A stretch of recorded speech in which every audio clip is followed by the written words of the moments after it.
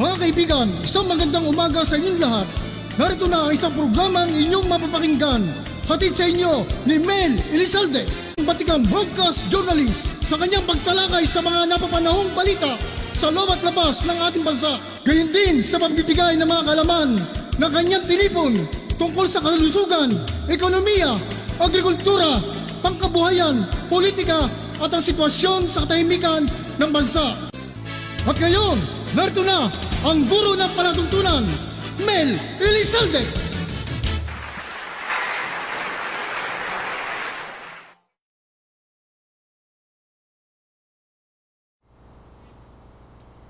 Good morning po sa inyong lahat, mga minamahal naming taga-subaybay.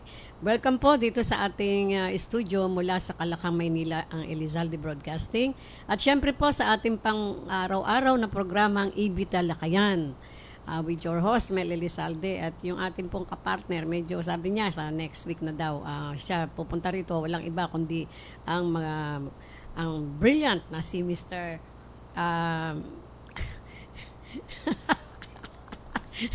Ano siya nga? Samuel Gabot. Yes, si Mr. Asentado. Nagbibiro lang ako, sir, ha? Kumusta na po kayo? Yan po. Ngayong araw, January 6, 2022. Oh, wag mo muna kayong 2023, I'm sorry. Nako, hirap talaga nitong no? Hindi lang ho ako nagkakamali. Yung marami rin hong nagkakamali. Sabi nga kaninang umaga, Monday, nung isang talaga hong ganyan, tao lang para magkamali. But then, ito po, isa sa mga paalala mula sa inyong kaibigan, si Mel Elizalde. Ngayon ay malapit na po ang araw ng Quiapo, no? Kaya ngayon pa lang ho, sobra ng tao diyan, no? Kung wala naman ho kayong gagawin sa Quiapo at hindi naman kayo debutante, wag na ho kayong gumawiron dahil talagang baka madaganan kayo ng mga tao. Sobra po ang dami ng tao. Magmula po doon sa Carriedo, opo, talaga ang daming tao. Kaya po sa Monday, yun yung araw ng Nazareno, sa January 9, 2023, opo, ay siguro, ayun, ay na-announce nga po na walang klase ang Maynila at walang opisina. At yung mga, yung lugar ng Kakyapuan ay talagang matao. So, kung wag ho kayo nang pumunta dyan, kung meron man kayong gagawin, ipagpaliban nyo na ng Martes dahil baka madaganan kayo tapos kayo. At saka isa pa ho, alam nyo ba, avoid the mga crowded places dahil alam nyo naman, meron na naman tayong, inaatake na naman tayo. At ang sabi po kahapon, inaatake na naman tayo ng COVID-19 na ibang klaseng variant. Yan. Kaya kailangan mag-iingat tayo. Wag tayong magpakampante. At isa pa, nakalagay sa newspaper kahapon, meron pong mga Pilipinong galing sa, yata sila, sa China, na nagpositibo. And so, magdasal po tayo na hindi na maulit pa yung mga karanasan natin noong during the COVID-19 years. Hindi po ba? Na kung saan parang sementeryo ang mga lugar sa Pilipinas dahil lalo na sa Kamaynilaan at Karatig po dahil walang katao-tao at siyempre bibihira po ang mga sasakyan dahil nilimitahan na dahil mga lockdown nga. Hindi po ba kaiyak-iyak ang ating mga kalagayan during those times at ang akala na po natin ay walang katapusan, kung kaya marami rin po ang mga Pilipino, mga kababayan natin ang nagpakamatay, nasiraan ho sila ng nawalan sila ng hope at syempre sana po wag na maulit yung mga ganon at napakarami na rin pong namatay at alam niyo po kahindik-hindik yung mga pangyayari na yan at syempre yung mga namatayan na hindi nila matanggap kalakas-lakas ng tao pagkatapos biglang namatay na ganon. Di po ba sana po ay wag na maulit and let us all pray na yun nga tayo ay patnubayan muli ng Panginoon na hindi na yun magkakaroon pa ng ganung pagkakataon. So, ang pag-uusapan naman ho natin ngayon ay ang pagpunta po ng ating mahal na Pangulong Bongbong Marcos Jr.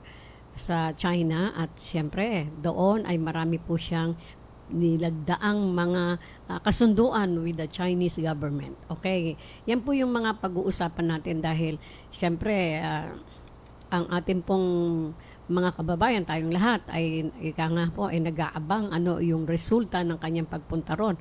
At ano po yung mga pinirmahan na 14 na kasunduan with the Chinese government. Siyempre, alam nyo naman pag may mga kasunduan na ganyan, nakalagay ho yan sa kontrata. No? At hopefully, ang lahat po ng mga magagandang kasunduan ay maayos na at magandang maisakatuparan. At walang ika nga po masusunod lahat yung mga yung pinirmahang 14 na kasunduan. So, tayo na po sa mga pagtalakay natin sa Pilipinas, China, pinirmahan na ang 14 na kasunduan. Yan. Lumagdas ang Pilipinas at China sa 14 na bilateral agreement sa pagbibisita ng ating Pangulong Bongbong Marcos Jr. sa China. Ay yung mga kabilang po sa kasunduan may kinalaman sa agrikultura, infrastruktura, kooperasyong pangkaunlaran, maritime security, ayun ang number 1 na inaabangan natin, at turismo at iba pa. At hindi lang ho yan. Nilagdaan din ng Pilipinas-China ang Joint Action Plan para sa agri at fisheries cooperation digital at information and communications technology cooperation. Maganda ho yung pati technology daw, no? Meron ng kasunduan. Bilateral agreement on napagkasundaan din ang phytosanitary requirements para sa pang-export ng sariwang durian mula sa Pilipinas going to China. Ayan, ibig sabihin, magbebenta ho tayo ng ating mga produkto, yung durian, mababantog tayo kasi only in the Philippines, yung durian natin, talagang kahit to medyo ayaw ng iba yung amoy niyan, pero maganda ho ang binibigay niya sa katawan at siyempre, malusog nga po yan ho, maganda sa kalusugan. At saka, kahit nga po sinasabi natin hindi maganda amoy, no?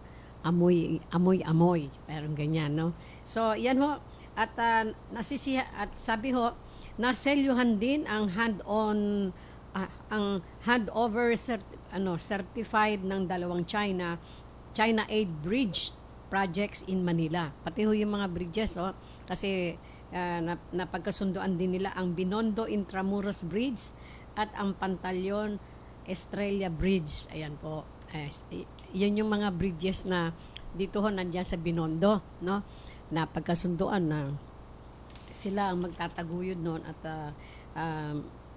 nagkaroon sila ng bilateral agreement ang Pilipinas at ang China na pag-aayusin ho nila yung mga bridges na yan.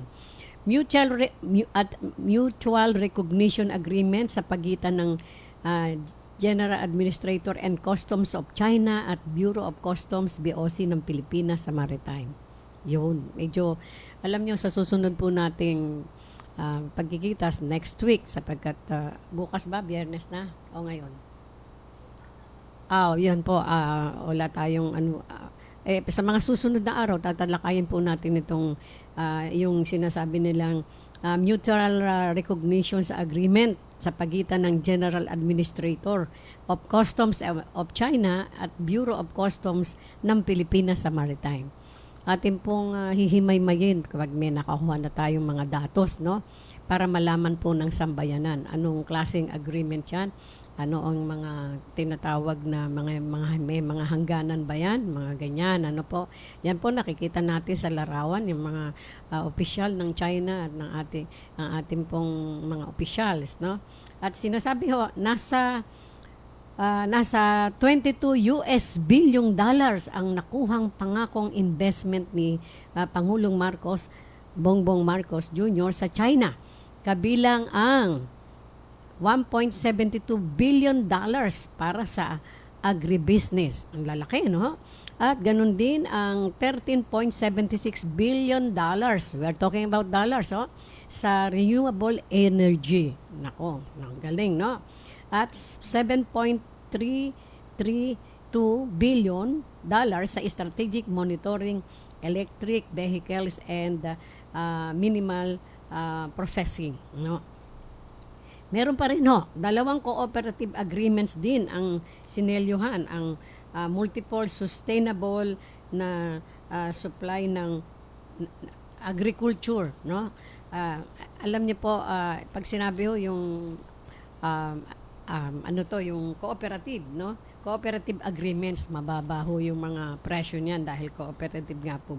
At ang sinasabi, tinanggap din yung ating Pangulong Marcos Bongbong Jr.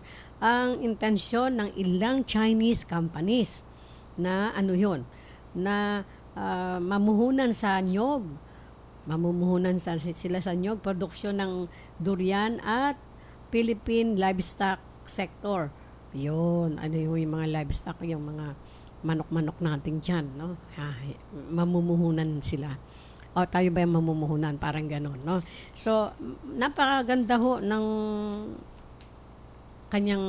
resulta ng pagbisita ng ating Pangulong Bongbong Marcos Jr. at sana po ay may sikatuparan lahat ng ito at nang makatulong ng malaki sa ating ekonomiya.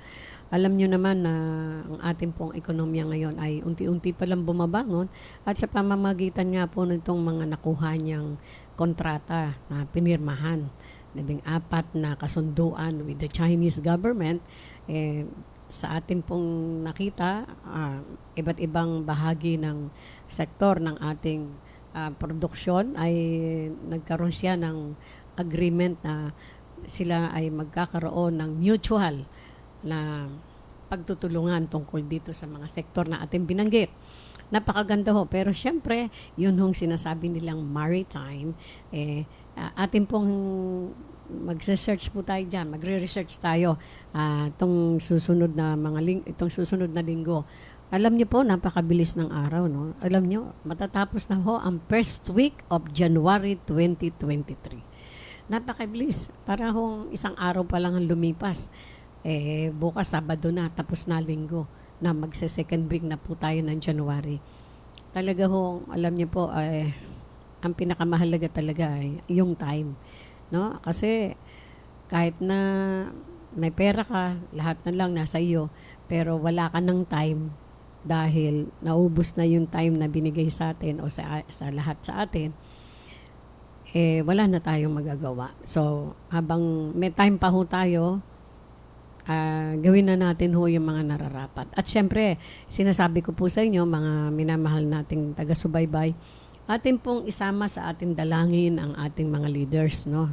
Kasi nandyan sila upang manguna ng pakikipag-usap sa mga iba't ibang leaders din ng ibang bansa para magkaroon ng pagtutulungan, hindi lamang pang ekonomiya, di po ba?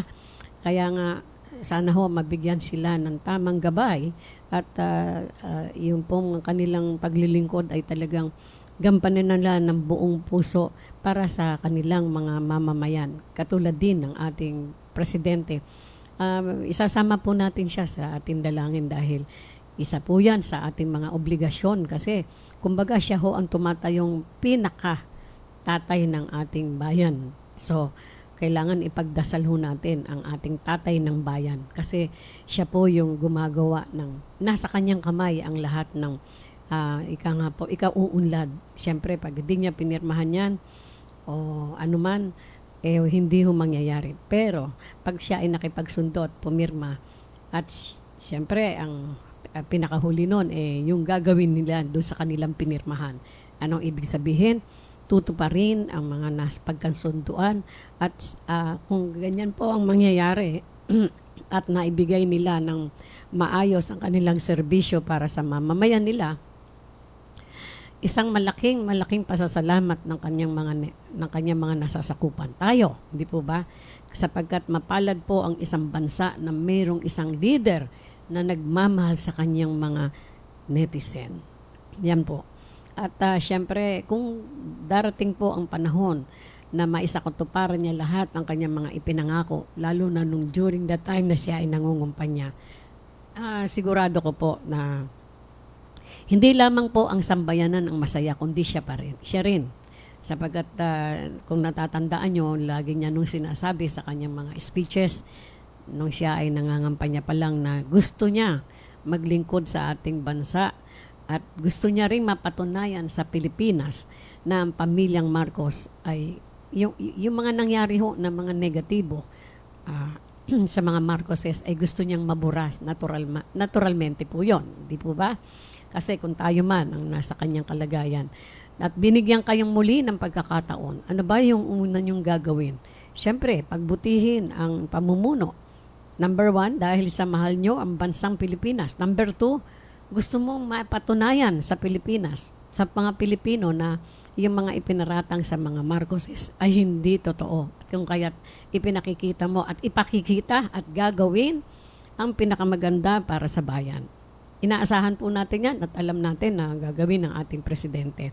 So, wag na ho tayong magkaroon pa ng mga tinatawag na pagdududa. Let us all pray na magawa nga niya po yun at siyempre tulungan natin siya sa pamamagitan ng ating pagdarasal. At wag na ho tayong kumontra-kontra pa. Nandyan na ho yan di ho ba? Ibig sabihin, kung sino man ang nakaupo dyan, ibigay po natin ang ating trust and confidence sa ating presidente. At anyway, wala pa naman ho siyang isang taong nakaupo. No? At titignan po natin ang kanyang mga kilos at mga gawa at sa mga nakikita naman natin ay ginagawa niya naman lahat, no? So, yan po ang kanyang pagbabalik sa Pilipinas. Kailan ba 'yun? baka mga ilang araw lang nandito na yan. And so, atin pong susubaybayan din yung mga pinirmahan niyang 14 na kasunduan at magre-research po tayo doon at syempre pag naibigay na niya ang mga nilalaman ng mga kasunduan na yan, in particular, atin pong sasabihin sa ating mga kababayan through our dito sa ating pong studio. Natural, yan po ay isa sa ating mga mga goals na bilang isang media practitioner, kailangan po tumulong tayo. Hindi po ba kung naatatandaan nyo, ang ating Pangulo ay nanawagan noong mga before Christmas, several months before Christmas, nanawagan siya sa mga media na makipagtulungan sa gobyerno para maipamahagi ang mga balita para sa ating about our pamahalaan, di po ba? O ito po ang ating ginagawa. Kaya wala naman po tayo ditong, hindi po tayo bias at hindi kailanman maging bias dapat. Hindi dapat maging bias ang isang media, no? Ang media practitioner dahil tayo lamang po ay tagalatag, tagapamahagi, tagapagpapaliwanag tagapagbalita, ikalat ang balita na galing sa ating pamahalaan at hindi lalagyan ng ano pa mang kulay, no? Kundi yung tunay na balita lamang.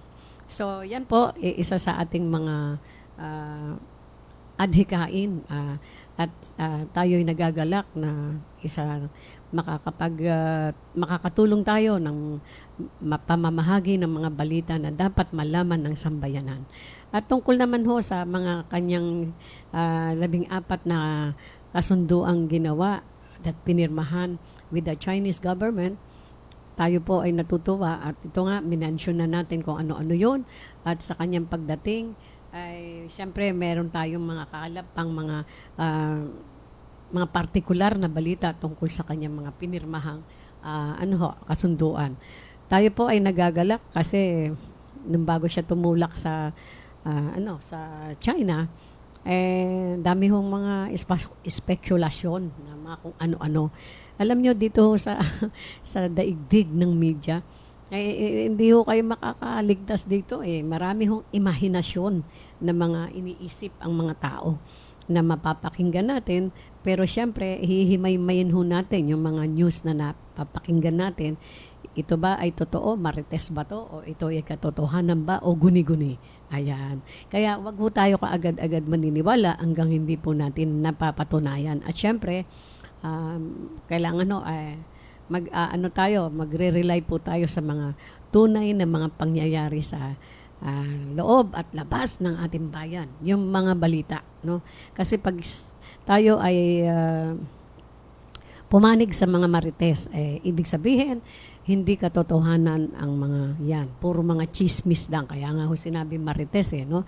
Alam nyo, ito po, mga kababayan ko, maisabi ko lang sa inyo, ang wika ay parang isang tao, buhay, no? Nagkakaroon siya ng iba't ibang aspeto, iba-ibang meaning pag later on, no? Katulad yung mga salitang mga balbal, yung mga sinasabi no na, pag sinabing chicks, chicken, ano ho yun, yung maliliit na, ano yun, manok, no? Pero pag, as time goes on, sinabing chicks, iba na ho ang ibig sabihin, no? Babae yun, nataksakan ng ganda, sexy at iba pa. Yan ho yung ano yan ho ang nakikita natin sa, sa mga salita natin, no? Hindi lang ho sa mga salita natin kundi sa ibang bansa, din mga English words, no? Parang nagkakaroon ho ng other meanings, no? Kaya nga ba, at ganito ho, kung inyo mapapansin, marami po tayong mga salita na magkakapareho ang baybay o ang spelling, pero pag inyong sinalita ay iba ang ang aksento, iba-iba ang ibig sabihin. Sa pamamagitan lamang ng pagsasalita o aksento ay nababago na ang meaning. Alam natin ho yan, no? Pero bibigyan ko kayo ng example niya sa Monday. Mag-research pa tayo, no? Pero naisip ko lang po yon kasi alam nyo naman, minsan doon nakakalusot ho yung mga marites na sinasabi. Hindi yan ang ibig ko sabihin, ganito. Ayan. Kasi nga po, ang ating lingwahe ay pagka nagkamali ka ng ng salita, although pareho ng spelling, iba na meaning noon. Yan, parang ganoon, no? So, yan. Ngayon po, dahil natapos na ang pinirmahan ng China at ng ating bansang Pilipinas, ang 14 na kasunduan, masaya tayo dahil sa pag-uwi niya, malaking mga, tulong ito sa ating ekonomiya. Lalo na't maumpisahan na sa lalong madaling panahon ang mga 14 na kasunduan na yan. At alam nyo naman na ang ating bayan ay, kumbaga, ngayon pa lang ho, nag-uumpisang umagwanta, no? Kasi nilusob tayo ng COVID-19 in the past 3 years. At syempre ngayon na natapos na ang Pasko at bagong taon, maligayang bagong taon sa ating lahat at masagana, at sana po lahat po tayo, hindi lamang sa Pilipinas, sa buong mundo, lahat ng mga mamamayan ng mundo ay maging malusog at maalwan sa buhay at magkaroon ng katiwasayan ang buong daigdig, dahil yan po ang number 1 nating kailangan. Kung ano man ang mga nababasa po natin tungkol sa mga iba't ibang bansa na kung magkaroon man ng sinasabi nilang pangatlong digma ang pandaigdig, sana po wag naman mangyari, dahil alam natin na iba na ngayon ang digmaan, hindi katulad noon na teka lang, nung panahon pa ng Kastila. Ibig sabihin, pag kinasay yung baril, tsaka lalagyan pa ng bala. Ngayon ho, hindi na Usok lang mangyata, patay na tayong lahat. Mas maraming mamamatay. So, sana po ay magdalawang isip ang mga leaders of different countries, lalo na yung mayayaman. At yung may mga problema tayo ngayon, ang Ukraine at ang Russia, no? Kawawa naman ho sila, naubos na yung mga tao doon halos, no? At kung sa atin po mangyari yan, sabi ko nga po sa inyo, ang mahalaga sa buhay ay katiwasayan, no? Kung wala naman tayong katiwasayan, may pera ka nga, hindi nyo man magagastos yun Dahil pag oras na walang katiwasayan sa bansa, kahit na isang katutak ang pera mo, isang bahay, anong bibilin mo kung wala ka naman bili? Yan po. And so, ang lahat po na yan na atin pong ninanais, bawat mamamayan nagnanais ng katiwasayan at siyempre kalusugan, number 1, ng bawat mamamayan ay atin pong aalagaan, at syempre tayo rin ang gagawa ng mga paraan na yan. Samantala, nais ko pong batiin yung mga palagian nating listeners. My dearest Comadre Cecilia Valdez Abella is watching. Thank you, Mare. From Pangasinan pa ho siya, no? Nakita niyo po. She is my comadre when I was still teaching in Suliman High School hanggang nakatransfer po ako. Ang aming ang pagkakaibigan po namin at pagiging magkumare ay hindi natapos hanggang ngayon. Kami pareho ng retired. Lagi po kaming nagkakaroon ng ugnayan sa pamamagitan ng mga ganitong mga pamamaraan. At syempre, yung ating pong mga iba pang mga kaibigan. No? Maraming salamat. At nais ko pong batiin yung ating mga kaibigan. Siyempre, I would like to say hello to Sir Ray Pabilona. Sir, tatapusin ko lang ho itong linggo na to. Kasi talagang napaka-hectic po na schedule ko. But then, this coming week talaga, okay po, gagawin ko na po na kayo ay dalawin dahil para makapag-usap po tayo. Yung amin pong magaling na CPA, Mr. Ray Pabilona. At of course, yung ating pong mga kaibigan, maraming salamat doon kay Mr. Akiro ng Toyota na kinontak ako. Kasi we're planning to buy a new car. Ay sana maaprubahan na tayo. Alam nyo naman, batang-bata na ako. Kaya mahirap na ako mag-apply ngayon. But then, siyempre, kailangan ho natin ang mga ebidensya na makakabayad ka, hindi ka mangungutang, hindi ka mandurugas, parang ganun. Anyway, salamat po sa ating mga kaibigan na tumutulong sa atin. Ayan, si Miss Shore Manuel. Thank you for pagtulong mo dyan at tumawag sa akin yung kaibigan mo si Mr. Akiro. Ngayon lang. Thank you very much. At siyempre, mga minamahal nating mga kaibigan na dumating na yata yung kaklase ko mula sa Canada, Miss Estrella Angeles Rodriguez. O nako, pag alam mo na, pag nag-text ka sa akin at nandito ka sa Pilipinas, just let me know. And of course, hindi matatapos ang mga pagbabakasyon mo na hindi tayo pwedeng hindi magkikita. No? Thank you very much for fine time na makabalik ka muli dito sa ating country. We are so proud of you, Thea. So, yan po yung mga kaibigan natin. At syempre, yung mga kasamahan nating guro dyan nasa San Francisco sila, si Miss Gloria Banawel, yung kumadre ko, kasama ko dating guro. Dyan nung ako po yung nag-uumpisa pa lamang magturo dyan sa Raha Soliman High School, nasa San Francisco siya. At marami pa hong mga kaklase ko, alam nyo naman, kailangan isulat-sulat ko yan dahil hindi ko na sila masyadong matandaan. And of course, my good friend from San Jose, California, Miss May Soner Garcia. Ayan, she's planning also to visit our country. Just let me know, ha, May. At syempre, yung mga kaibigan natin dyan, sa San Francisco rin, si Miss Cholay and her gwapong husband, si Hill Ontiveros. Kumusta kayo dyan? At hanggang sa muli, mga minamahal kong taga-subaybay, at gusto ko nga pala hong batiin ang ating kapartner, Mr. Sammy Gabot. Sir, bilisan nyo, ha? And we wish you good health at the soonest possible time. At isa pa ho, yan, kailangan makasama na natin si Mr. Gabot. Napaka-importante siya sa atin. So, yan po, mga minamahal nating kababayan. At don't forget to share us, follow us, and subscribe to our Elizalde Broadcasting sa ating pong YouTube channel at sa ating pong Facebook channel. At siya nga pala po, yung mga pinsan kong minamahal dyan na nasa California rin, sila Romel Martinez, mga pinsan buo ko ho yan sa mother side ko kasi Aquino yan mga iyan. Sa father na Manila, Martinez sila. But we are first cousin. Sila Romel Martinez, si Trinidad Martinez, ang isa sa mga, lahat sila matagumpay. At yung isang pinsan ko na hanggang ngayon, napakaganda pa rin. Si Evangeline Martinez, ano nga apelyido niyan? Weingarten. Yes, kasi parang German ang kanyang napangasawa. No? Nakikita ko sa Facebook and I'm so proud of all of you na kayo ay matagumpay. Sana ay pag dumating kayo dito sa Maynila, so sa Pilipinas, just let us know para muli tayong magkita-kita kahit sandali lamang. And so to all of you, I always say, I love you all. Bye-bye.